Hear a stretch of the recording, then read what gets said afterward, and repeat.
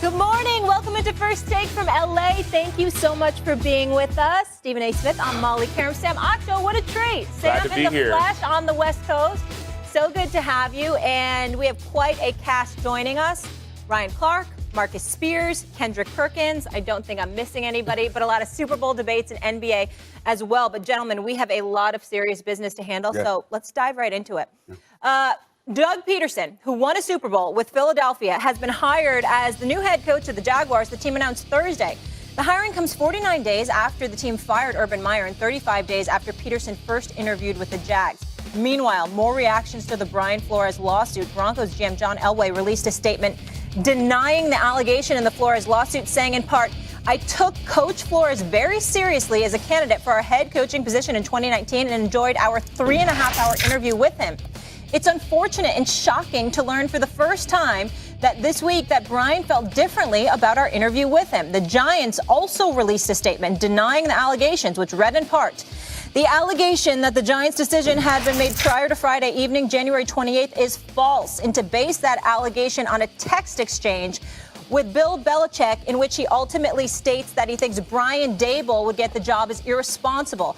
The text exchange occurred the day before Coach Daboll's in-person interview even took place. Giants ownership would never hire a head coach, only on a 20-minute Zoom interview, which is all that Mr. Daboll had at that point. Former Browns head coach Hugh Jackson has leveled similar accusations against Cleveland for what he says was incentivizing losing. Browns owner Jimmy Haslam told the Knoxville News-Sentinel unequivocally, "Hugh Jackson was never paid to lose games. That is an absolute falsehood. And it's an absolute falsehood that I laughed while we were losing." Players were asked at a Pro Bowl practice for their reactions to Flores' lawsuit. Here's Chief Safety Tyrann Mathieu. I'm not surprised. Being in this league 9 years, you hear a lot of things like that that kind of takes place. But I was more so proud of him, really taking a stand, not just for himself, but, for a lot of black coaches, around the league that, seem to get overlooked or seem to just be, an interview that just get checked off on. So it's a lot of black coaches that are capable of leading men, capable of, winning, and really capable of leading, these franchise and organizations. So I'm really hoping that, things can change. And then a lot of these black men could, start to get these jobs. All right, Tyrann Mathieu shedding some light. Super Bowl champ Brian Clark joining us. RC, thank you so much for being with us this morning. I will get to you in just a second, but I want to start with you, Stephen A. What is the significance of these recent coaching hires in the light of the Flores lawsuit? Well, listen, I think it's incredibly alarming, and I think that Tyrann Mathieu highlighted what's going on. You got NFL owners, for the most part, who don't believe in black men, who don't believe that black men can lead a team. They don't view black men as leaders of young men, even young black men, which is egregious because what they're saying is, as always, they prefer themselves to be in those leadership roles.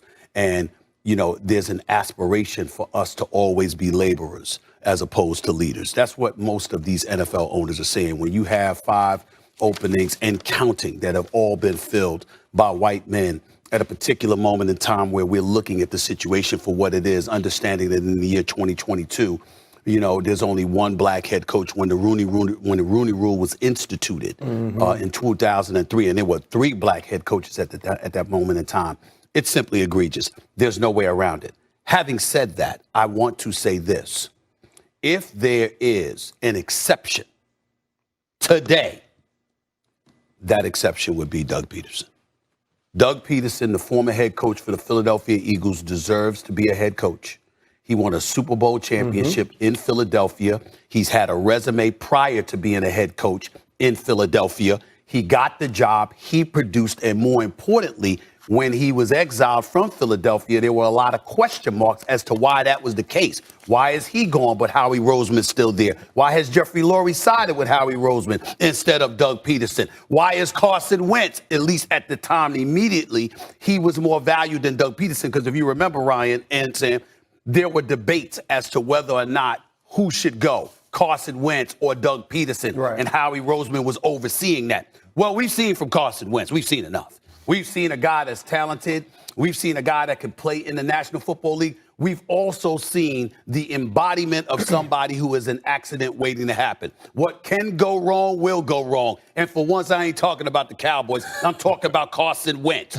You go into Jacksonville with the playoffs on the line, a playoff berth on the line. The head coach was your quarterback coach and offensive coordinator in Philadelphia when Philadelphia won the Super Bowl, even though you weren't playing in that game because you were injured and Nick Foles was playing in that game. But that season, you were a leading candidate for league MVP honors before you went down with a few games left in the regular season when you got injured in L.A. So we've seen Carson Wentz mess up.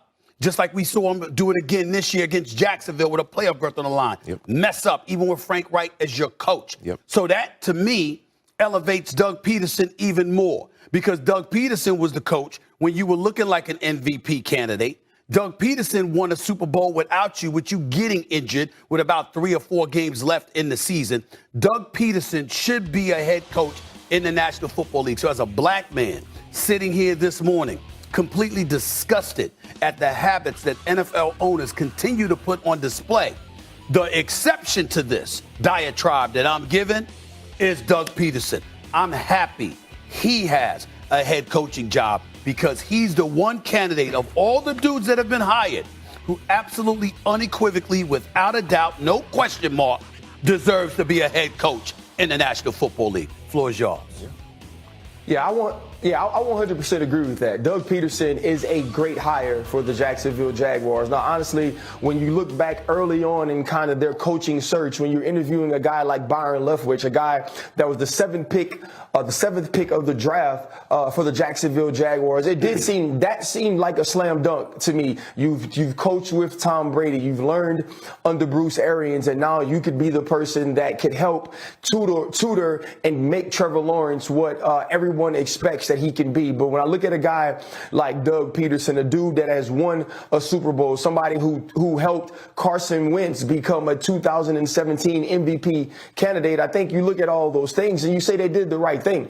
I sat with Hugh Jackson last week on The Pivot. I do a show with Channing Crowder. I do a show with Fred Taylor. And I was listening to some of the things that he said went on in Cleveland. We talked a little bit about him being ousted from Oakland when you're an 8-8 coach. And so you know that it's not equal, right? You know that everything that goes on for black coaches in this league is not seen the same way. And you mentioned the Rooney Rule, Stephen A. You mentioned the fact that there were 3 head coaches that were black at the time, and now there are less than that. There's only 1. And the one head coach who still remains that is black has never had a losing season. And so what it's starting to feel like is that if you aren't impeccable, if you aren't dang near perfect, you can't have a job in this league. And what starts to happen is it seems like we're complaining every time somebody black doesn't get a head coaching job. And that's not it. We are simply stating that there are racial biases in the way that hiring takes place, that there are 29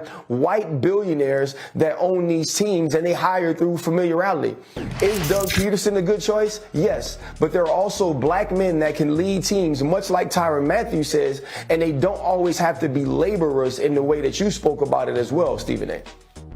Yeah, RC, that you make a great point. I think my biggest point is this. When I think about black coaches in the NFL specifically, because that's what we're talking about, I think about my time in business school, right? Went to the McCollum's Business School at Texas, got my MBA from the Thunderbird School of Global Management. We learned about operations management. In operations management, there's something called LIFO, right? Last in, first out. There's also FIFO, right? First in, first out, et cetera, et cetera. When it comes to black coaches in the NFL, it seems like they're always the last ones in and the first ones out. Let's just take this year alone. Out of the 9 vacancies, 5, or really you could say 6 if you include Minnesota, who we all know is going to get Kevin O'Connell as their coach. 6 of the 9 have been filled. Those 6 so far are all white men. So, yes, it's true that right now there's only 1 black coach in a few weeks, or maybe in a few days. There might be 2 or 3 or even 4. But even if that's the case, it always seems like black head coaches get the short end of the stick. You're the last one in. And then as we saw with coaches like David Culley, when this coaching cycle came about, though he was fired a little bit later, you're oftentimes the first one out. And so that's frustrating. So then the question becomes, what do we do? What should we do? I was having a conversation with someone yesterday, right? I'm on the NFLPA, Players Association, and they asked, well, can the NFLPA do anything about this? And my first response was no. The NFLPA, our job is to fight for current players and their rights, right? A current player, that's the main priority. When you think about it as well, so many current players want to get into coaching.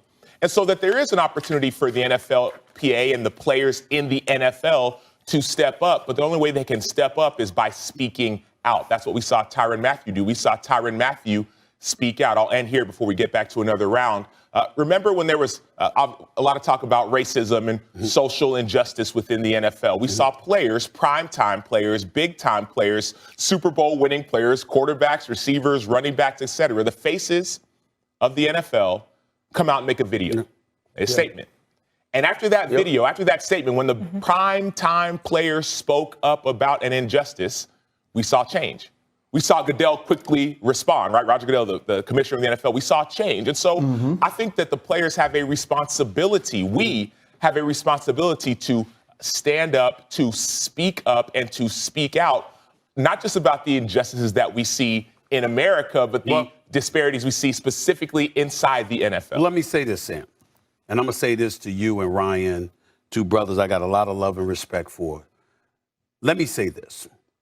Not only is that necessary because of the situation that we're in, it's necessary because you took positions before in regards to social justice. You talk about the unfairness. You talk about the inequality. You talked about the iniquities. And as I have repeatedly pointed out, it was, the whole George Floyd murder is just a metaphor for what black folks have been feeling for decades, if not centuries. The proverbial knee being on our neck, holding us down.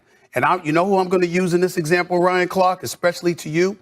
I'm going to use Mike Tomlin. Let's bring him back up for a second. Yeah. And rhetorically speaking, or it could just be a simple yes or no answer from the both of y'all. Mike Tomlin has been a head coach in the National Football League now for either 15 seasons. He has never had a losing season. He's been to 2 Super Bowl appearances. He's got 1 Super Bowl championship. It's been a long time. I'm a Steelers fan. It's been a while, but damn it, he's got a Super Bowl championship. Right. Has never had a losing season. Does anybody doubt that if Mike Tomlin was not in Pittsburgh, because the Rooney family, obviously, that's why it's the Rooney rule, because they were pushing for that for a long time. If he were any place other than Pittsburgh, would Mike Tomlin be a head coach in the NFL right now? He'd have been fired. Mike Tomlin would have been gone because he's been on a hot seat before, and he had no business being on a hot seat. But he's been on there. I believe that's how I'm just using him, who is a winner in my mind, one of the best coaches in the NFL. I think a future Hall of Famer. 15 years, never a single losing season in his coaching career. And Mike Tomlin, one could easily argue, if he were not in Pittsburgh, he would have lost his job already too. And you have 32 owners, at least 31 of them, that appear to have no problem with this whatsoever. And I understand. Your individual team, in your eyes, the league's problem shouldn't be your problem. That's why before you do anything, you got to get those 31 owners. And the reason I say 31 instead of 32, for those that don't know, Shad Khan from Pakistan, he's the guy that owns the Jacksonville Jaguars. So he's not one of those white owners. But I think all of them need to be brought in the room and literally shown and reminded of this situation, how egregious it is, and then collectively, look, this is our mission as a league. What you gonna do about it? And don't get me wrong, I'm not saying the players don't need to speak up. Players got to speak up. It's necessary. And white players need to speak up too because of how egregious it is. But they got to be held accountable. But Stephen A., my only issue with that is it sounds good, but it's not the NFL's mission to have diversity in coaching. Though they say it is, it's not. We saw in the response to the lawsuit, it said, well, we have diversity at our core, and it's one of the things we talk about all the time, and this is what we care about. But Brian Flores, you're lying. Like, that was pretty much like the response. I feel like if the NFL owners, the specific 31 owners that we're talking about, right, because you talked about it, the Packers are owned by everyone. Those specific 31 owners, diversity, having diversity in coaching is not at their core. And a lot of people might say it shouldn't be, right? I separate the owners from the league office, though. That to me. I separate the league. Too many people are acting like the NFL conducts itself just like the owners. That's just not true. But I think the league office has tried. I think the owners don't give a damn. That's not to say that the league office can't do a better job. Okay. But the bottom line is I think that the owners themselves are primarily responsible for how egregious the situation is. RC, Sam, obviously I know that you're both dialed in. And Ryan, respond to the guys if you want to, but I want to ask you this. I want a concrete example of what you want the players to do and what you're hearing from the players right now. Yeah, I'll like go first. even when you talk to players, go ahead, Yeah. you got it, Sam. Well, here's a couple concrete examples. Somebody texted me yesterday, a player, current player in the NFL, high, caliber, however you want to call it, player, said, man, what can I do to support Brian Flores? Right? What can I do? And a couple things I told him, I said, you can speak out, use your voice. You are trusted. People trust you. You are respected. So speak out, support Brian Flores, right? You have a relationship with him. That's number one. But number two, it's more than just about Brian Flores. You have to use your relationships to make a change. So, for example, I'm close with George McCaskey. He's the chairman of the Chicago Bears. I played for the Bears a majority of my career. And one thing I saw is this social injustice, racial injustice, systemic racism conversation has been happening over the last couple of years. I said, okay, I can't just change this dude's mind. Sometimes people need their hearts changed. Sometimes people are oblivious to the prejudice that they have. And that's on both sides, right? That's black and that's white. And so what we did is we took a journey together. We decided to go on a police ride along on the south side of Chicago to see what police go through firsthand. South side, Chicago, right? We did that.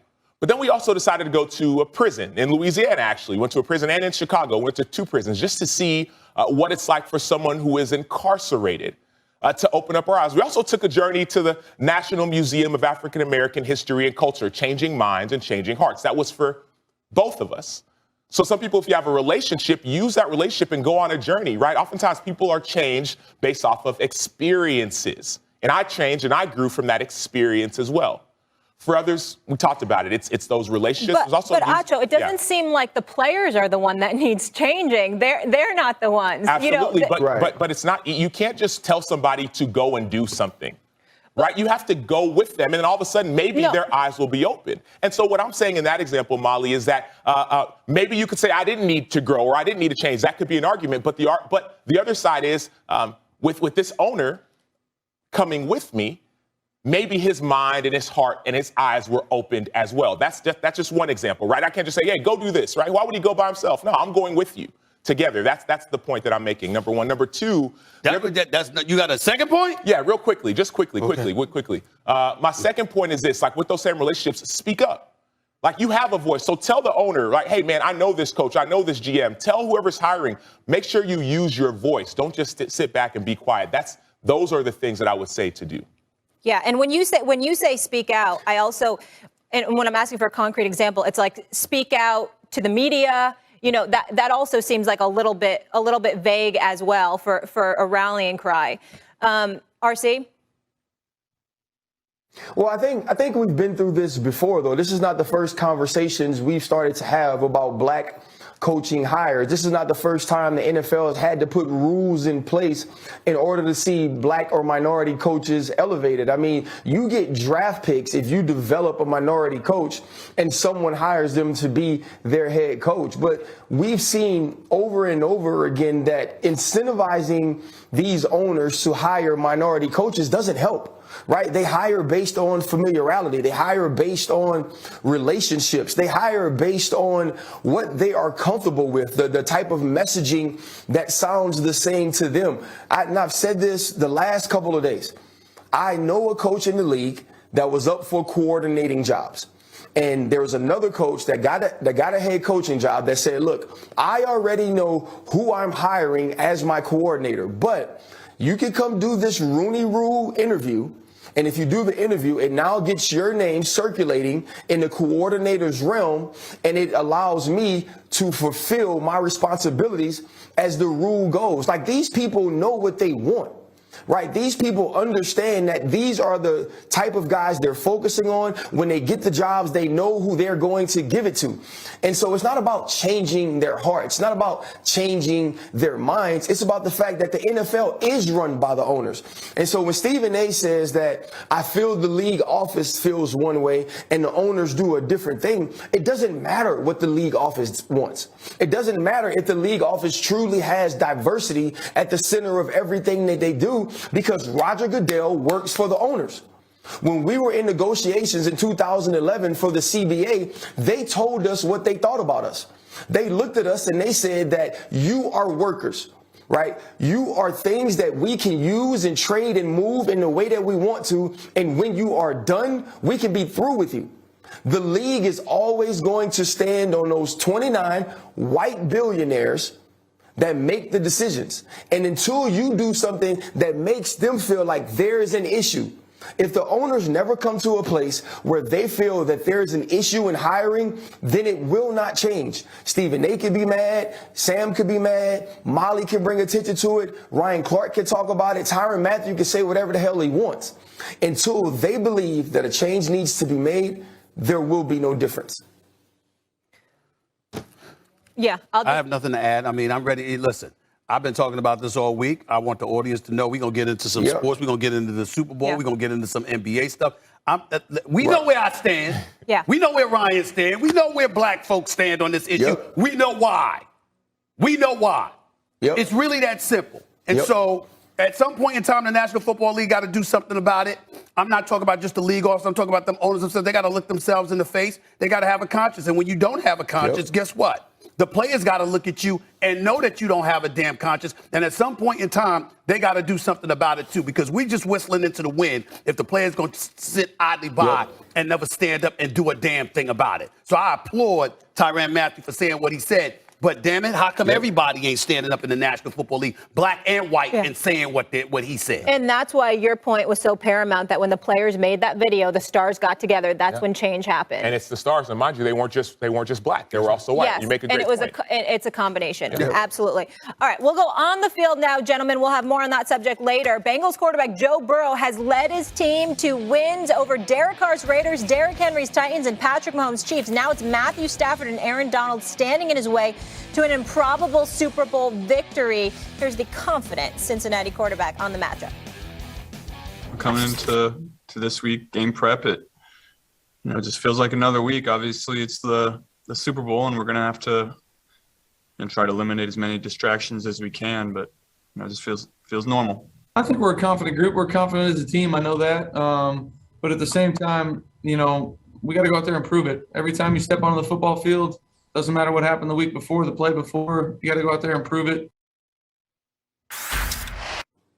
Gentlemen, we are 9 days away from the Super Bowl. Let's go out here in L.A. I'll start with you, Stephen A. Which quarterback should be more confident heading into this one? Is it Burrow or Stafford? Burrow, easily. You know why? He's playing with house money. He just got into the league last year. He got injured his first year. His second year, he's in the Super Bowl. What he got to lose, Sam? What he got to lose, Ryan? Wait a minute. I'm in my second year. I'm playing for the Cincinnati Bengals, who ain't been to the Super Bowl since '88. I mean, they still fawn over Boomer Esiason and Ken Anderson and Kenny Anderson. That's what they're doing to Ken Anderson. Kenny Anderson was the basketball player from Left Rack City, Queens, New York, Lost Battalion Hall. My brother, that's a different Kenny Anderson. I'm talking about Ken Anderson, all right? That dude, okay? They were still fawning over those guys until Joe Burrow showed up. I'm in my second year, my first full season as a quarterback in the National Football League. I beat Patrick Mahomes to get here. I beat Derrick Henry to get here. I beat Raider Nation to get here. Before that, I'm in the Super Bowl in L.A., which is Sam Stafford's home field. I'm in La La for the Super Bowl. I'm playing with house money, and all the pressure's on Stafford. And this is the easiest assignment of my life. This is an easier assignment for him, Ryan, than being winning a national championship at LSU. At LSU, he was going up against, Trevor Lawrence. He was going up against Dabo. He had Ryan Clark and Swagoo giving one of the greatest motivational pregame speeches I've ever seen on national television for Get Up. He had that pressure. LSU was in the house. First Take was down there. They were like, yo, you better win this. You better win this. It ain't Alabama standing in your way. What the hell's going on? Handle your business. That's what they were saying to Joe Burrow. That was pressure. He rolling into Cincinnati. He's got nothing to lose. Aaron Donald on the other side, Jalen Ramsey on the other side. Offensively, the boy wonder Sean McVay. Matthew Stafford came here and stuff. Odell Beckham Jr. with his somehow Cinderella story. Cooper Kupp, the great white hope, him sitting at the white men can't jump. They said they made a movie named after. They son because that brother Cooper Kupp can fly. He is a baller. That brother can play. So I'm looking at it and I'm going like this. What's the problem? Joe Burrow has no pressure. He is chilling hard. All of this pressure is on Matthew Stafford. Good luck. Good luck. No, it's not even about the pressure though. It's about when you talk about confidence, Joe Burrow has to be ultimately confident. When you think about what he's been in playoff matchups in his life, right? We can go back to college. You have an opportunity, you're playing against Georgia in the SEC championship and you win. You get an opportunity to play against Oklahoma, you blow those guys out, and then obviously you win the national championship against Clemson. The same thing in these playoffs. This dude has the ultimate cool, right? He has an ability to never flinch when he's faced with adversity, and I think that's because of the way he is. I think that's because of the things that he's been through, because of his experiences. And now, if you're Joe Burrow and you're the Cincinnati Bengals, you're right, Stephen A. You're playing with house money. But it's not just the house money that you're playing with. It's the fact that you feel like you can make that money work for you. Joe Burrow has come up huge and come up clutch in every chance that he's had to on the national stage. And I think he feels that he is meant for these moments. And so Matthew Stafford is dealing with the pressure of coming from Detroit, being traded for, having to be an upgrade over Jared Goff. The Cincinnati Bengals haven't won in decades. The Cincinnati Bengals haven't been to the Super Bowl since the 80s. Joe Burrow was drafted #1 overall. Joe Burrow is from Ohio. That was pressure. And in the face of that pressure, he has not missed a beat. He's been a leader even during 2020 when he had to step up and make sure he stood in front of the team and said he stood against social injustice. He's shown us at every opportunity that he is mature beyond his years. And I think he'll show that to us again on the field next Sunday. Yeah, RC, I hear what you're saying. Stephen A., I hear what you're saying. But the question isn't who's under more pressure. The conversation we're having is who should be more confident. And if you ask me who should be more confident, Matthew Stafford should absolutely be more confident because of all those weapons and all those pieces, Stephen A., that you pointed out beforehand. Cooper Kupp, right? Triple Crown winner. White man might not can jump, but white man can run and set records. That's Cooper Kupp. I'm confident in Cooper Kupp. Odell Beckham Jr., the last 4 games, in each of those last 4 games he's played, he's had more catches consistently and more receiving yards consistently. Culminated last week with over 100 receiving yards, as did Cooper Kupp. I'm confident in that. I'm confident in my defense, in Aaron Donald and Jalen Ramsey, 2 of the best at their position. I'm confident in Von Miller, who's coming on as well. I'm confident in Leonard Floyd. I'm confident in all the pieces around me. And so pressure, it's a completely different conversation. Of course, Joe Cool, no pressure, second year, first-round pick, been playing lights out, beat, as he said, the second best team in the AFC twice in January. He should not feel any pressure. And I like how he said that, too. Second best. I said, okay, you said the second best. Who's the best? That means he knows he's the best, right? But the question is about confidence. Joe Burrow is always confident. We know that. But Matthew Stafford should be more confident based off of the pieces around him, number one, and based off of the defense he's playing against, number 2. Statistically speaking, the pass defense of the Bengals in the bottom half of the league. I just got to throw that out there. I just got to throw that out there. You get to me sometimes saying really do. That's ridiculous. So Matthew Stafford should be more confident in his ability and in his team and in what he has in front of him. You know, sometimes, please respond. First of all, let me tell you something right now, because I have said this before in my career. Okay, no one's dumb. Yep. We all have a level of intellect. Yep. Okay, and Sam Acho, you're one of those people, a highly intellectual individual. Yep. As are you. So much so that intellect sometimes just throws you all the way over the damn cliff. It doesn't make a bit of sense because Sam Acho, he should be more confident because of the weapons around him and the team. We're just gonna ignore the pressure that Matthew Stafford has been subjected to. We're gonna ignore the fact that he went through a 7-week stretch where he was throwing interceptions, including pick sixes. We just gonna ignore the fact that, you know what, even though he's had game-winning drives throughout his career, there were so many moments because of the pressure in people's eyes where he came up small. And by the way, it isn't always against superior competition. We just brought up Carson Wentz a few minutes ago. Was Jacksonville superior competition? No. Didn't stop him from wetting the bed. You're that former NFL player. You're a Super Bowl champion, Ryan Clark. So I know, and my Libra brother, by the way. I know he knows this. You've seen guys show up against inferior competition Yes. and wet the bed. So don't bring up his roster and the personnel he has and the guys he's got to go against. We're talking about the stage, Sam Acho, and the stage is the biggest it gets in football, which is the Super Bowl. Stephen A., hold up 1 second. Yes. But time out. It's a home game for Matthew Stafford. Which makes it worse. Hey. That's more pressure. Hey, Stephen A. Makes it better. Stephen A. Sure. You are dealing in long ago history. Long ago history? Yes. Long ago history. All that you're talking about is history season? from a long. Yeah. How about this postseason? How about this postseason? What has Matthew Stafford done this postseason? Real quick. Put your hands up. You mean 27-3 and gave up the 27-3 lead? Matthew Stafford had never won a postseason game. Pressure. He can't do it. Pressure. Oh, look at he wins. Matthew Stafford never won two. He did it again. Matthew Stafford beat Tom Brady. Tom Brady after this huge comeback. Tom Brady, TB12 was doing his thing again. The Tom Brady magic. I said, oh no, what's happening? This is crazy. And Matthew Stafford did it again. Matthew Stafford has consistently won this postseason on this team with this players in this environment. And now he has an opportunity to do it again. All you're talking about is way past history. He has lived up to the moment every single time during this postseason, and that's why he's not as much pressure as you say. So you're going to take 3 minutes out of our life to spew that drivel. Oh, absolutely. I saw him up 27-3. And listen.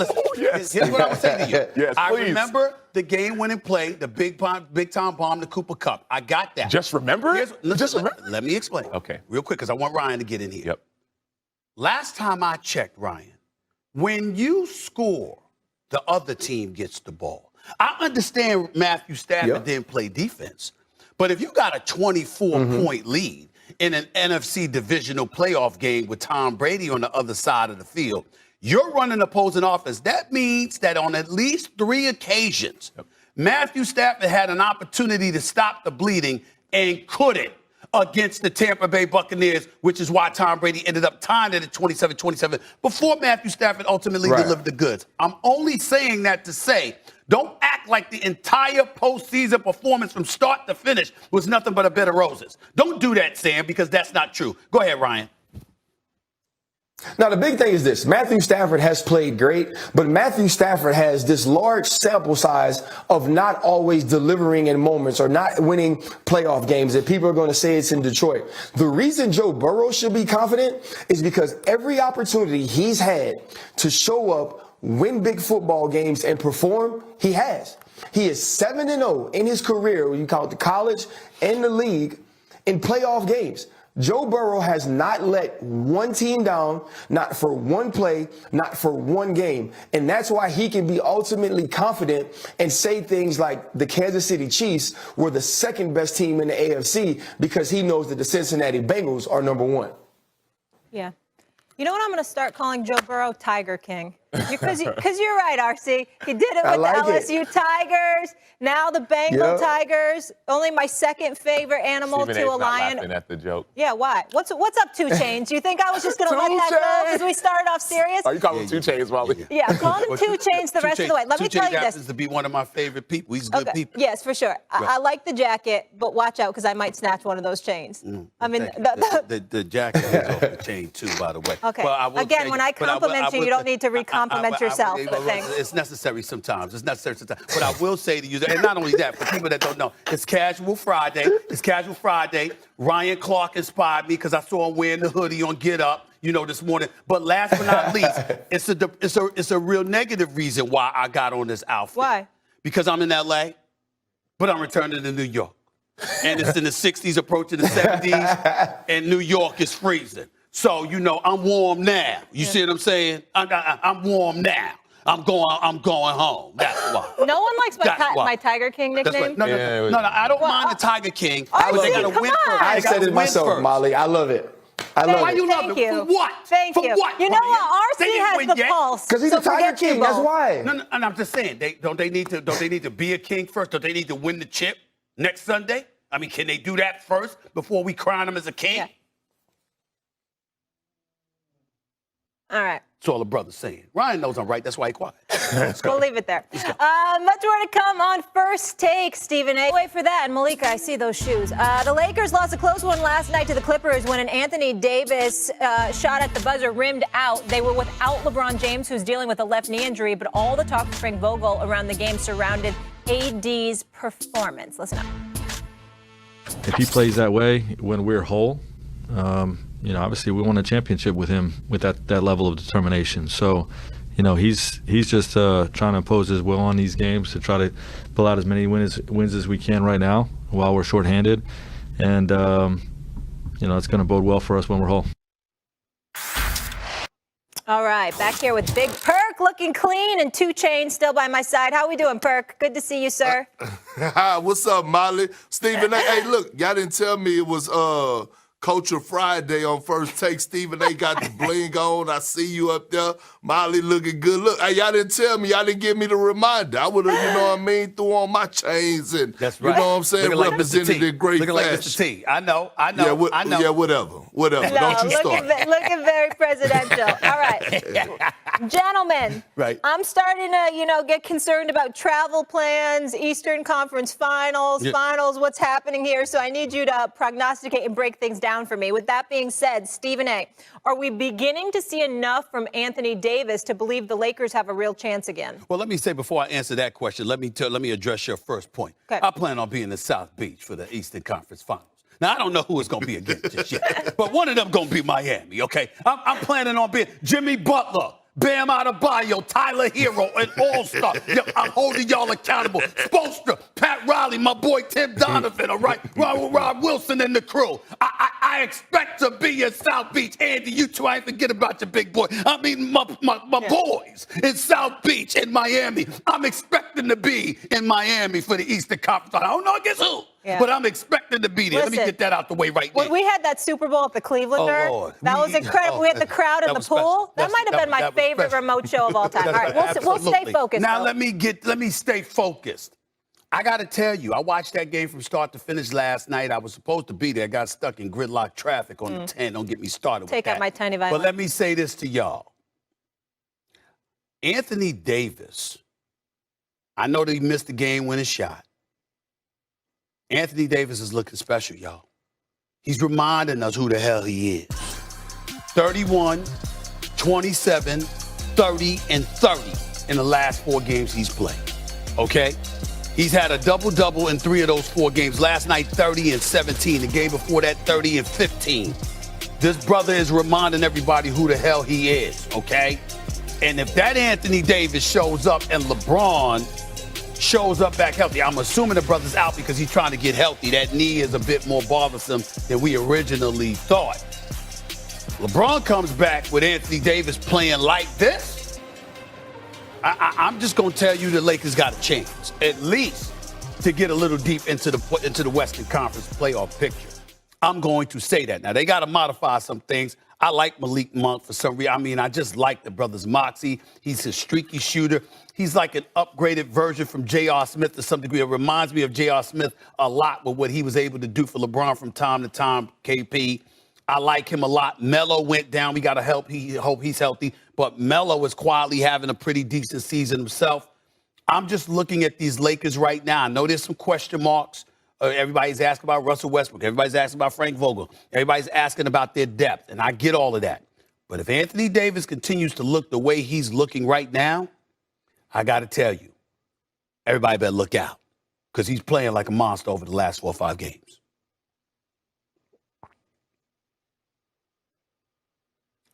KP, I can't hear you. I can't hear you, KP. Yeah, he's muted right now. I don't know if they can hear him at home. Okay.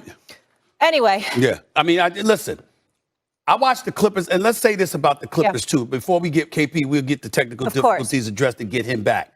Before he gets back, let's address this, too. Okay. People are lucky. They should feel lucky that Kawhi Leonard and Paul George ain't healthy. Because Morris Ball last night dropped 29. Reggie Jackson is just a clutch dude. He ain't scared of anything. And that's a big-time play. You know, he caused the mismatch against Reeves, spin off the baseline. Russell Westbrook needed to do a better job doubling up on him. He didn't do that. But I ain't trying to be hard on Russell Westbrook as hard as he played. But the Clippers, boy, people should be lucky that Kawhi Leonard and Paul George are hurt because the Clippers will make some noise too. I think Go Perk ahead, should be Kate. good You now. ready? You Perk, there? you good? Yeah. Okay, perfect. Yeah, I'm here. You know I wasn't going to let you off the hook. Hey, Stephen A., look, I know you're in L.A., and right now you're wishful thinking. Look, let me ask you a question. Did you tap that loud yesterday? Did you go by one of those dispensaries? Did you get some of those Girl Scout cookies, that Chris Brown brand? Did you happen to get on the weed? Because right now you tripping. Right now you tripping. Let me tell you why you tripping. Look, I understand Anthony Davis playing phenomenal basketball right now. He looks great. That's what happens when you get injured and you sit out. You come back with a different type of passion and a different type of mindset. But the fact of the matter is this. The Lakers still stink. Okay? And when it comes down to the Western Conference, it's 3 teams for sure that I know that they can't beat in the 7-game series, even with a healthy LeBron James the way he was playing. And that's the Memphis Grizzlies, the Phoenix Suns, and the Golden State Warriors. We agree. So when you come on here telling me about the Lakers, but with the way AD playing, people better watch out. Who better watch out? Because their ultimate goal is to win a championship, not to just have a deep run in the playoffs or just get into the playoffs. Right now, the Lakers stinks. They stink defensively. They're moving in slow motion. I mean, Reggie Hot Sauce Jackson had it his way last night. He attacked the paint all day long, all night long. And so at the end of the day, you know as well as I know, by the way, you're looking fresh. I like that fit today. I got to congratulate you again. But look, in your words, stay off the weed. Listen. Stay off of it. Hold on. Nobody can do that but me. I understand. It's good try. I just did it. I just did it. Here's the deal. The weed. Here's the deal, okay? I love Memphis. You know I got the Warriors winning it. Phoenix is the best team in basketball right now. They're no joke. I get all of that. All I'm saying is part of the reason we've been lamenting the state of affairs with the Lakers outside of injuries and guard play, their defense was a problem. We were talking about Anthony Davis and where the hell was he? He has returned. And I'm saying to you, if LeBron were to return, because he was playing like an MVP, he's putting up MVP numbers now. If LeBron was to return with this Anthony Davis, it makes things incredibly interesting in the Western Conference because we can't definitively say they can't beat Memphis, they can't beat Phoenix. I don't believe they could beat the Warriors because of the Warriors shooting. You see my boy Klay Thompson coming. We'll talk about that later. You see that's what's coming on there. But I'm just saying, LeBron and AD, this version of AD, it should make people at least raise their eyebrow and say, oh, wait a minute now. Yeah, if they're all healthy and all on the court at the same time. We can have a 7-game series, KP, like in the Western Conference semifinals. We can have a 7-game series between Phoenix and L.A. or Memphis and L.A. It could be interesting. That's all I'm saying. All right, we're out of time. Big Perk will be back with us. The Lakers are currently 9th in the West. You betrayed me. Hold on, I've got things to say. They're 6-11 without LeBron, but they have the 4th easiest remaining schedule. How did he ditch you? What do you want to say?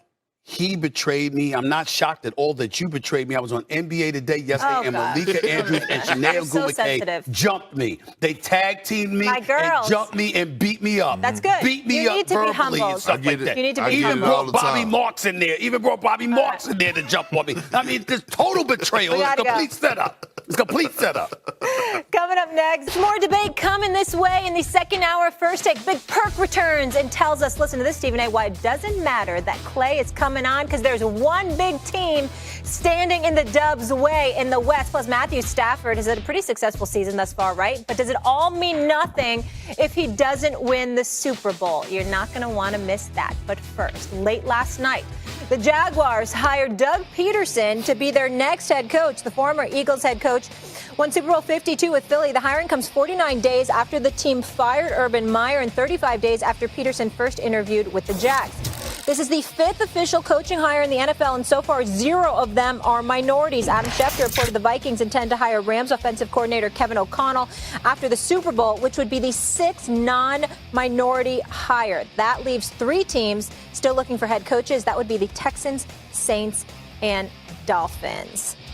We got quite a crew right now. It's always the right time when Bomani Jones is here. Bo, so good to see you. It's been a minute. And of course, Swagoo, Marcus Spears here with us as well. Gentlemen, I'll start with you, Bo. Tell me this. What's the significance of the coaching hires thus far?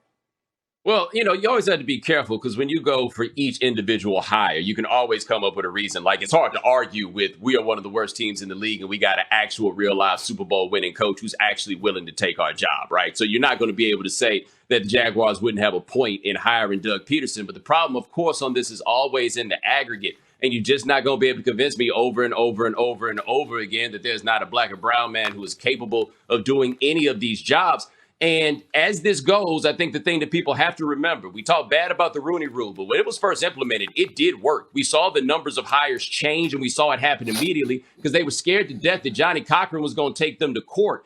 They're not really that scared about that anymore. That's why this Flores thing is so big, because the only way it's ever going to happen, apparently, is somebody taking them to court because the commissioner seems to actually care about this issue. There's been loud noise about it every offseason, and the owners still keep coming back and doing the same damn thing that they've done before. Yeah. Go ahead, Swagger. To your point, Bo, it's gonna have to be legislated, man. Like, it's not a situation anymore. This is beyond the league office. So the important part here is that these guys are gonna hire who they want to until they are either pressed or put in a bad situation for not doing so. And to Bo's first point, like, that's it. Statistics. We ain't talking about something we emotional about statistically. Like, you look at 116 hires and there's been a handful of black head coaches hired in this league. And every time this cycle comes around, because now I've been on this roller coaster for 3 years now. Every time this cycle comes around, what the NFL owners tell us is we have 1 or 2 black men that are capable of leading an organization out of 32. Potentially, it'll only be 1 this year. So to your point, Bo, this had to become bigger than just the NFL talking to the NFL.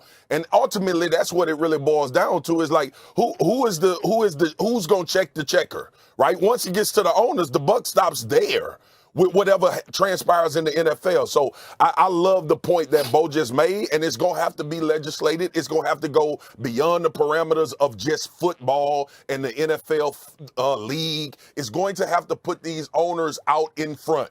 That's the only way, and force them to give an explanation of why they think the hiring practices have materialized how they are right now. Listen, man, I trust both of y'all. I trust both of y'all to elaborate on what I'm about to say. So I'm going to say it because I got enough time to talk, obviously, because I do this show for 2 hours and y'all are on here for a couple of segments. So I'm going to defer to y'all. I'm going to say what I have to say, and then I want y'all to take it and run with it, okay, for as much time as we have for this segment. Do y'all know that the National Football League has a diversity committee? Y'all are aware of that, correct? Do you know that John Mara, the owner for the New York Giants, is on that committee? Ladies and gentlemen, the owner for the New York Giants, who is on the Diversity and Inclusion Committee, obviously its objective is to address diversity. The New York Giants are the lone NFL franchise that has not hired a black coach ever in its 97-year history. And that man is on the Diversity Committee. Now, I want to throw out on Rooney Rooney as well for the Pittsburgh Steelers, because his father and what he's meant to this game and what he's done for the game. I understand you have Mike Tomlin as your coach, and I get that part. But all of this is happening on their watch. So now let's start naming names. Let's start attaching faces to these names. They're on the Diversity Committee. One dude, your father, is responsible for the Rooney Rule being instituted because the issue was so strong and so paramount to him that he pushed for a league mandate in order to address these concerns. What are you doing about it? other than leaning on Mike Tomlin being your head coach? What kind of pressure are you applying to your contemporaries? Because you roll with them, they're your boys now. And if you're John Mara, you own the New York Giants. You're on a diversity committee. And you've never had a black coach ever? Ever. The lone franchise in the National Football League that has never had the black head coach. I just wanted to say that, guys. Floor is yours. Well, also, Stephen A., correct me if I'm wrong, but I believe that the first game quarterback by a black quarterback for the New York Giants was Geno Smith when they benched Eli Manning.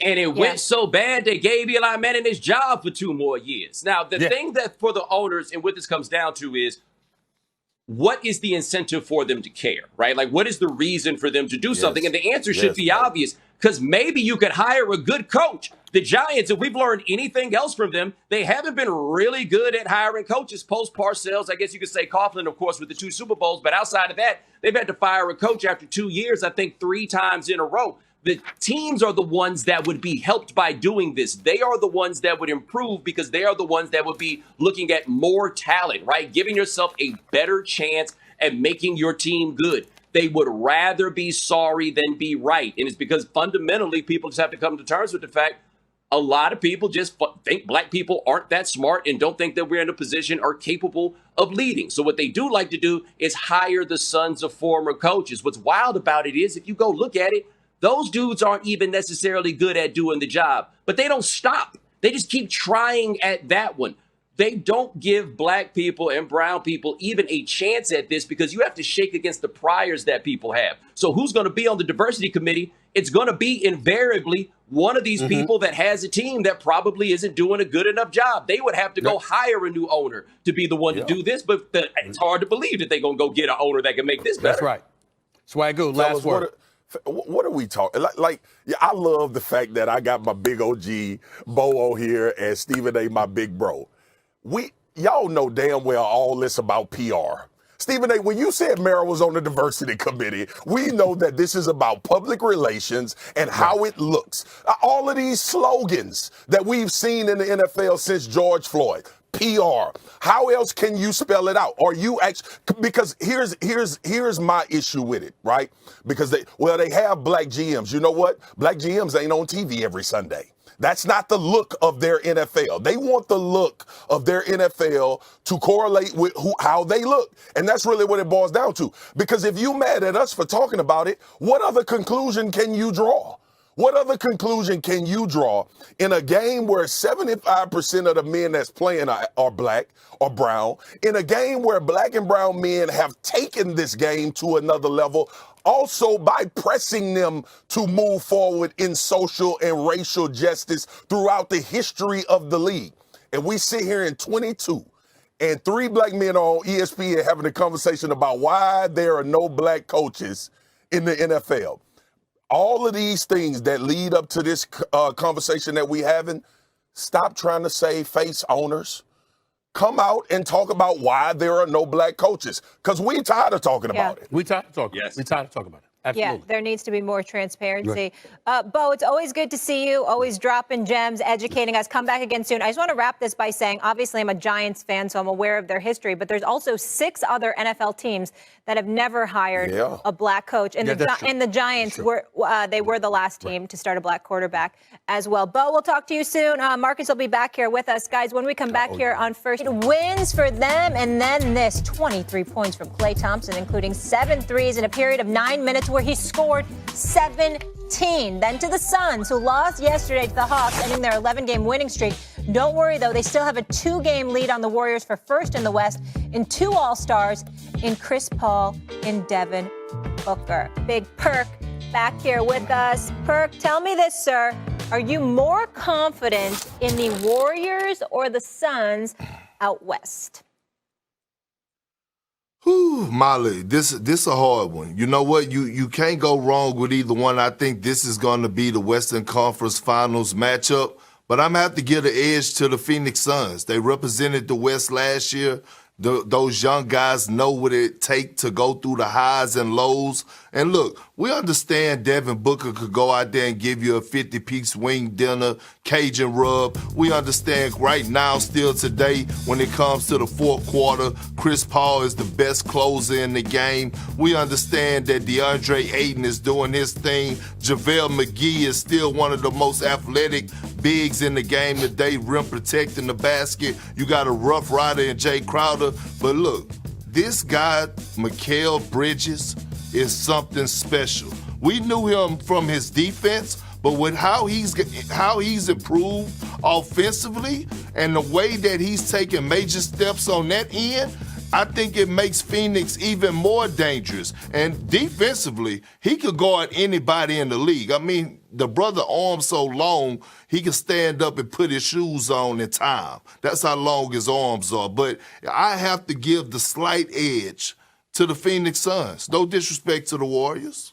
Well, I got to get on you about a couple of things. First of all, I don't understand how you can pick Phoenix considering the amount of coyotes out there. You'll never know when you run into one of those. That's number one. Number two, I don't understand how you so high on Phoenix when I saw you doing Sports Center hits out in the sun, looking like you were being baked alive for crying out loud. I was worried about you with all them damn Sports Center hits. Listen, that brother was, I was like, damn, put some shade over him or something. That brother was out there in 110-degree heat doing Sports Center hits. That's what Big Perk was doing. I was worried about his health. So I understand why you so high on Phoenix. And by the way, I'll say this about Mikal Bridges. You're absolutely right about him. I got him right now as my most improved player in the NBA. Mikal Bridges is special. And I'll tell you something else, KP.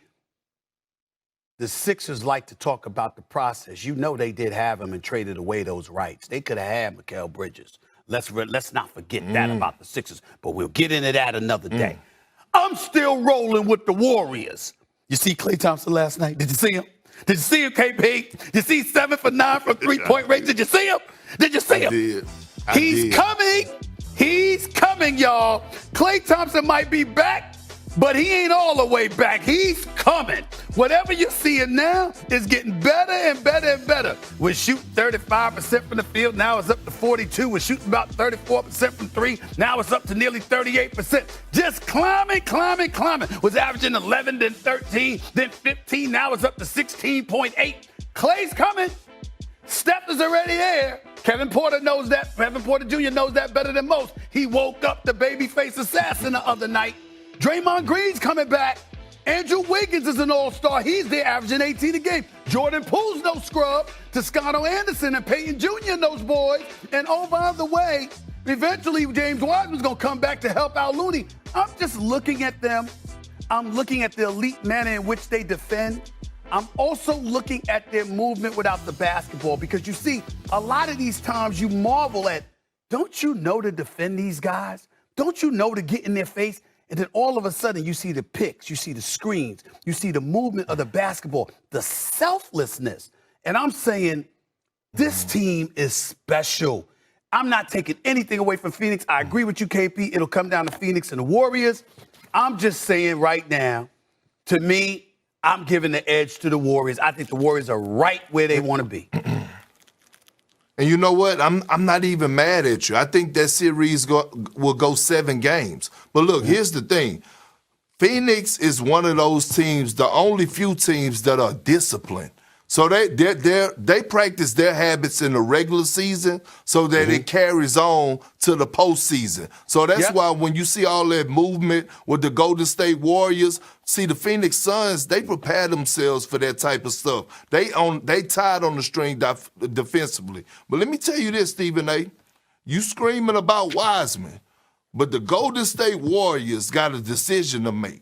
Because the way that brother Kuminga been playing over there, I love him. the way that he's been a lob threat at the basket, when Wiseman get back, he's going to have to earn those minutes because right now you cannot just sit Kuminga down. Kuminga, that kid is special. So you have no real debate out of me with this. Yeah. It could go either way. Well, we got to let's move go on to to the the East next Coast. subject. And by the way, you were wrong Christmas Day. I told you that Christmas Day, but we'll get into that another time. What was he wrong about? I picked the Warriors over Phoenix. He picked Phoenix. Oh, a dead clock strikes twice a day. That was 2 months ago. You want to take your victory lap over your Christmas pick? Fix your ice, 2 Chainz.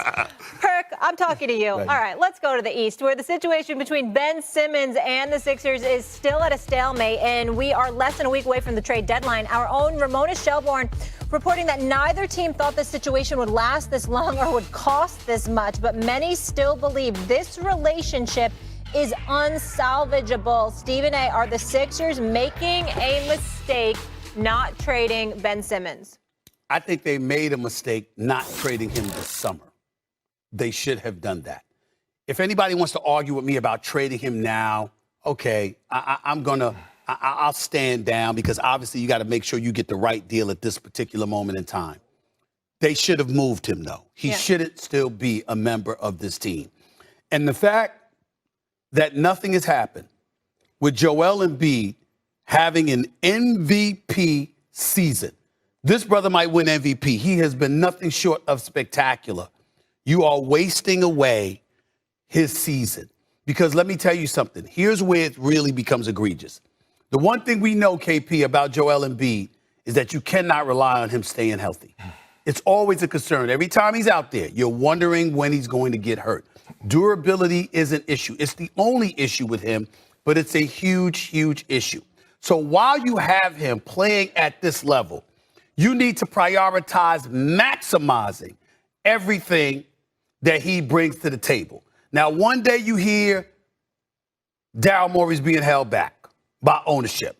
Another minute you hear that's not the case. Ownership has deferred to Daryl Morey, and Daryl Morey is determined to make a splash with this. Here's the bottom line. No matter what equation you look at, Daryl Morey's in the middle of it. You're a veteran executive who we all respect, but Daryl Morey has no championship on his resume. And the fact of the matter is, with Joel Embiid playing the way he's playing, you could have it. So you got to do something with Ben Simmons, because you can't stand pat and leave Joel Embiid hanging like this. That's my position. Well, what you mean hanging? What you mean hanging? They're I don't think they're good enough to win a chip. I don't think they're winning enough to win a chip. I think they're good enough to make it out of the Eastern Conference. The Eastern Conference has been looking real. They've been looking real suspect. When I look at the Milwaukee Bucks, they've been looking suspect. We don't know what the hell is going on with the Brooklyn Nets right now. And when it comes down to Joel Embiid, right now, when you talk about skills on the offensive end, it's Kevin Durant and Joel Embiid, and then it's everybody else for us getting buckets. But here's why, if I'm Daryl Morey, I don't rush to trade Ben Simmons. It is not on Daryl Morey and the Philadelphia 76ers to take less for Ben Simmons because of his lack of production last year in the postseason. Remember this, Doc Rivers caught a lot of heat for not benching Ben Simmons. And some would say that the Philadelphia 76ers would have beat the Atlanta Hawks if Doc would have benched Ben Simmons and rolled with Tyrese Maxey, by the way, who slipped all the way in the draft. Shout out to those dummies out there that passed up on him, because the guy's a flat-out stud. So when I look at the team that they have, when I look at the Seth Curry, when I look at Tobias Harris, when he actually want to show up and show up to work and show the world why he's getting top dollar, when I look at a young stud like Tyrese Maxey, and I look at their bench, they don't have a lot of household names, but they have some hoopers. And so what I'm looking at what Philly is doing and how they're playing, Stephen A., they're super motivated.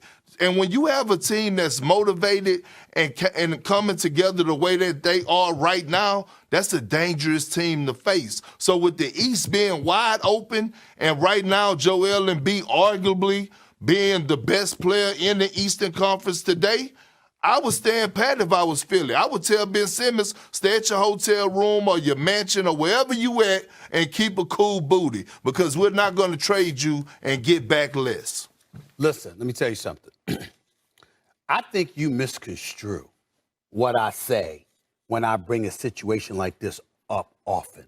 So let me crystallize it for you in a fashion that you will completely embrace. There's a sucker born every minute. Find who the hell that is and get a deal if you Daryl Morey. I am not saying take less. I'm saying you Daryl Morey. Do you shoot jump shots? No. Do you dunk? No. Do you defend? No. Do you play at all? No. Do you coach? No. Your job is to wheel and deal to give the coach and the players the best chance to win. Daryl Morey, find a way. And here's another reason why I say this, KP. Elton Brand was doing a hell of a job. I love Daryl Morey. Love him to death. You understand? So love him and his family. I'm telling you this right now. I think Daryl Morey could be president of basketball operations 90% of the teams in the league. I didn't think Philadelphia needed him. Elton Brand was there doing a damn good job. What the hell you bring him in there for? Because he's Daryl Morey. So if you Daryl Morey and you brought up in there and a star like Ben Simmons comes to you last year in June, in July, and says, yo, I don't want to be here. What the hell you hold on to him for all of this time? You got to get something done. This team is not, I want to be repeat, they ain't coming out of the East, bro. They ain't coming out of the East like this. It's not happening. I don't give a damn what anybody says. And I love Maxey and Thibault and Seth Curry and Tobias Harris and all of them brothers. They're not coming out of the East without a deal for Ben Simmons. It's not happening. Well, listen, let me ask you this, Stephen A. Daryl Morey has been known to be one of the most aggressive GMs in the game today, right? We know he's not afraid to pull the trigger. His history shows it when he was with the Rockets. Matter of fact, he pulled off a trade and got James Harden, and OKC took Kevin Martin, okay? So, I mean, he's known for pulling off and winning deals. Here's the thing. If you trade Ben Simmons, what's out there? What's out there? What's out there that you're going to trade Ben Simmons besides a Dame Dollar who has already... Did we know that Kevin Martin was... did we know that James Harden was out there for a Kevin Martin? We never dreamed that would happen, but it happened. You find ways to get deals done. Get a third team, 14 ball. I don't give a damn. I'm not getting specific. I'm simply saying you, Daryl Morey, you got to get a damn deal done. That's what I'm saying. I understand who's out there. That's a question. It's legitimate. It could be C.J. McCollum. It could be Buddy Hield and the crew. It could be anything. I understand that. I'm saying you got to get something done. You can't stand pat. You can't stand pat and let the season waste away and waste Joel Embiid season. Neither can I. I can't Why wait you to acting see like you you in person scared somebody? again. Well, you're not scaring me. Yeah, I can't. I can't wait to see you in person again. I'm telling you. All right, gentlemen, let's leave it there. That's his way of saying he knows I'm right. No. That's not the way I'm saying that. Send a perk. He just gave me the present. You're right, Stephen A. We gonna talk about that. But you're right. That's what he said. Your presence is a gift, Stephen A. It really Black is. Widow, I know. Every day for me, your presence really is a gift. Guys, the Sixers at Mavs tonight. That's 7 Eastern on ESPN. Stephen A. says they're not getting out of the East, but they're currently third in the East as it stands. Quick takes, vamos! So we got two Tigers here right now. Brian Kelly went viral over the weekend when recruit Danny Lewis posted a TikTok dancing with his new LSU coach. Then Wednesday, on National Signing Day, Lewis chose to go to Alabama, pulling the okey doke over LSU. RC, you bleed purple and gold. You are a Tiger. How you feeling about Coach right now? That hurt my feelings. You know what? Nick Saban ain't dancing on TikToks and doing this joint right here. You know what I mean? So at least if we gonna dance on TikTok, if we ain't even gonna gritty or we ain't gonna show we got some style, we got to get the recruit, man. And so for Coach to do that, did we lose the recruit anyway? All we did was get his numbers up. And it feels like we've been doing that for Alabama a long time. Hopefully he'll do better when the season comes along though. The moral of the story is dancing ain't gonna get it. It ain't gonna get it, man. and listen, this right here, I'm gonna be real 100. This was cringe as hell. I was like, this is horrible. This is terrible, man. Like, I love the new facilities that we have at LSU. They got that room that they in is phenomenal. But don't do that no more, Brian Kelly. Don't do that no more, man. It's been a lot of what was this, though, Swag? What was the joy right there? Oh, see, it's been hard. It's been hard defending him out here, man. Check this out, fellas. See, this is where I show my age. This is where I show my age, because I'm gonna show you where I'm gonna tell you where he got it from. He got it from Batman. From Batman in the 70s. Man, when he was doing that dance. You know what I mean? Hilarious. You know what I mean? He got it from back in the day, okay? That's what he did. But here's what I will say. Here's what I will say. I'm going to give Brian Kelly an A for effort. I mean, I can imagine Nick Saban and others doing so. I get all that.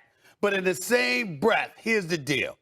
I'm going to give him an A for effort. Where I'm going to knock him is that you didn't seal the deal. The brother left and went down. Now, if the brother had signed on the dotted line and he said, Coach, you know, do this TikTok for me, it ain't bad showing you got some personality. Maybe I don't mind because I watched Ted Lasso, which is hilarious. You know what I'm saying? And I see some of his dances and stuff like that. Ted Lasso started out dancing like this. Exactly. You know what I'm saying? I mean, that's what it is. But the bottom line is, Molly.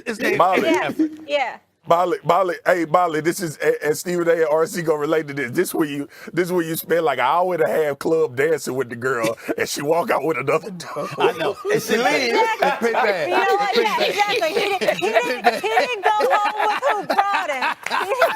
That's pretty bad, man. That's pretty bad. You standing in the back of the club looking at her walk out doing this. Yeah, you thought she was leaving with you. You thought she was leaving with you.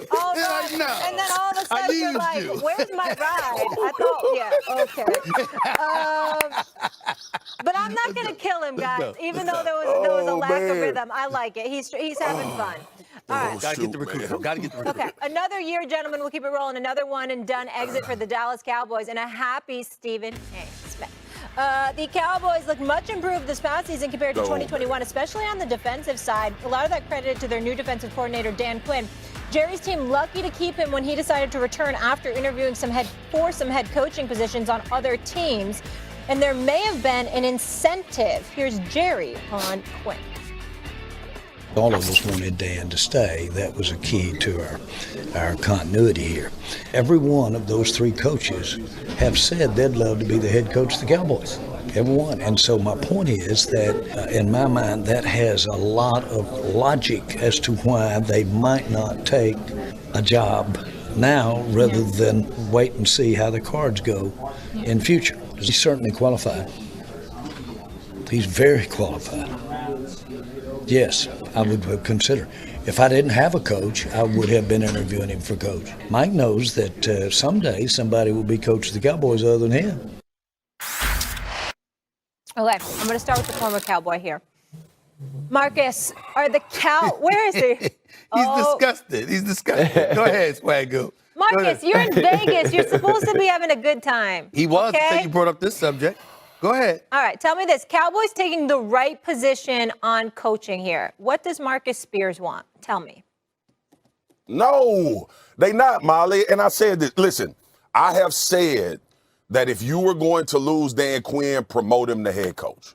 All right? To me, that's clear and cut and dry. That is move Mike McCarthy out the way and promote Dan Quinn. But how in the hell does Jerry think this is best for the Dallas Cowboys? To have two coaches in the same facility after making a statement like that. So Mike McCarthy and Dan Quinn, let me give you a picture. Mike McCarthy and Dan Quinn walking down the hall past each other on their way to a position meet.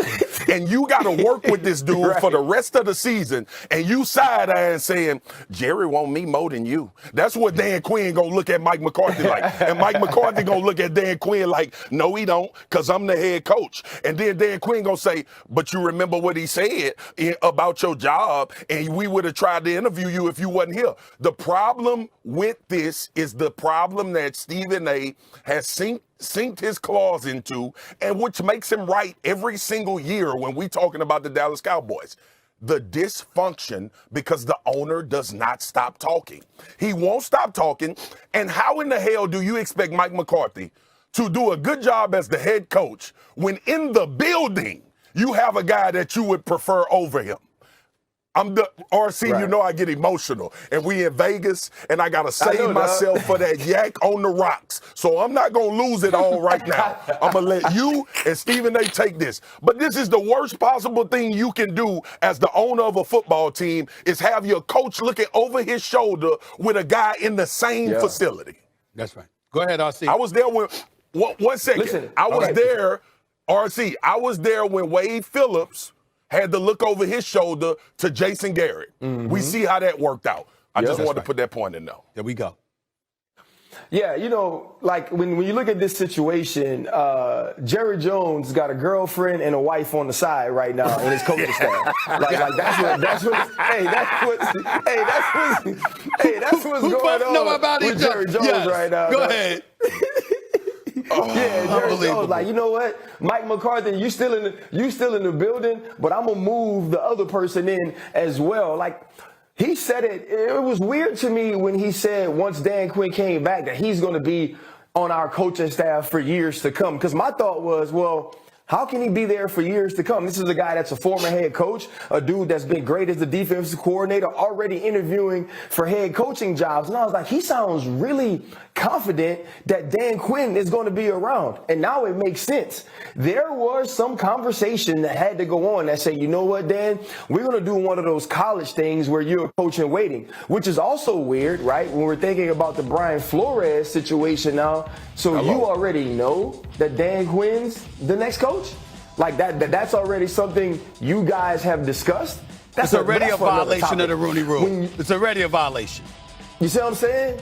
Exactly. And so we're in a position where Jerry Jones has done simultaneously, he spent all the money he could possibly spend to win a championship, and he's made decisions that are contrary to that. All of the decisions he makes leads, like Marcus says with Stephen A., it leads you to think that what will happen, that anything can go wrong, will go wrong in Dallas. Now you have a coach who everybody is questioning in Mike McCarthy, and you basically publicly say, if Mike McCarthy doesn't do the things that he needs to do this year, he's out, and Dan Quinn is our coach. We thought he had to worry about Sean Payton. No, he got to look over his own shoulder in the meeting room because he's going to be out as soon as Dan Quinn is ready to take hold of that team.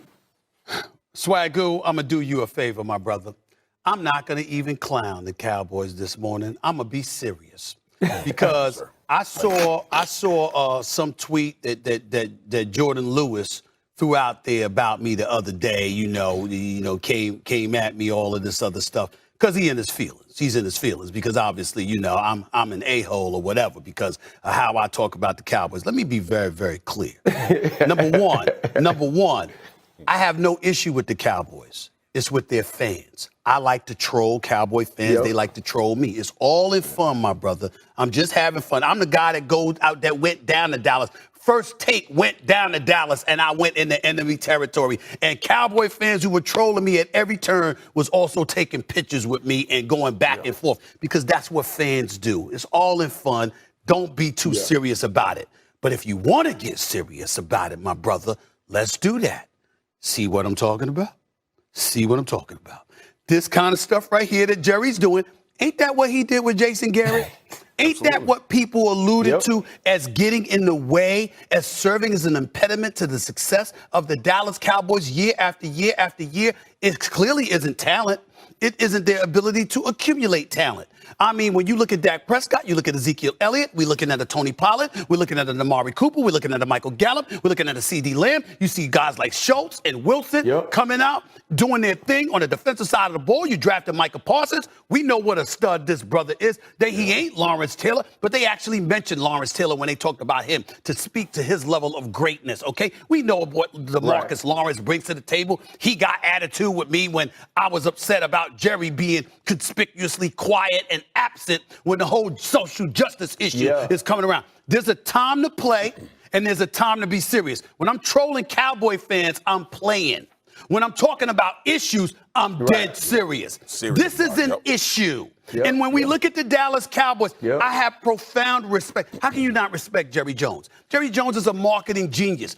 and a very, very likable man. I happen to like Jerry Jones a great, great deal. He's been on First Take before, for crying out loud. Stephen Jones, I like him too. I met Jerry Jones' wife, who seems to be such a marvelous, wonderful woman. You understand what I'm saying? Again, you're playing around in certain situations, you're being serious. But in the end, what it comes down to is that when we're talking about winning or lack thereof, when we talk about things from an organizational perspective, we see dysfunction. And even with Jerry, like Marcus says, not shutting your mouth, respectfully, Jerry Jones, here's why. Because by opening your mouth and saying what you said, you've now added fodder and might have gotten in the way of Quinn ultimately becoming your head coach, at least without being devoid of noise. Because if you hire that man, we're going to go back to that sound. And we're going to say, you already hired him, so nobody black ever had an opportunity. These are the kind of things that get in the Cowboys' way, and I'm not playing. Is that respectful enough, fellas? Yes, it is. And we got to go to break. I wish we had more time because this is a fun segment. I just got to say one thing, guys. This isn't really even a love triangle, though, when we're talking Quinn, McCarthy. Marcus Spears, look at this. How about your guy, Micah Parsons, beating out Nick Chubb and Tyreek Hill? I can't. This is unbelievable. Your thoughts on this? Listen, this is the evolution of the NFL, y'all. And I made a statement early in the year. I was like, Micah Parsons, the best defensive player in football. And T.J. Watt, obviously, probably is going to take that mantle because of the sacks.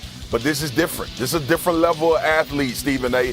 And I pray that Jerry Jones don't waste having a dude like this on the defensive side of the football, man. Micah Parsons is special.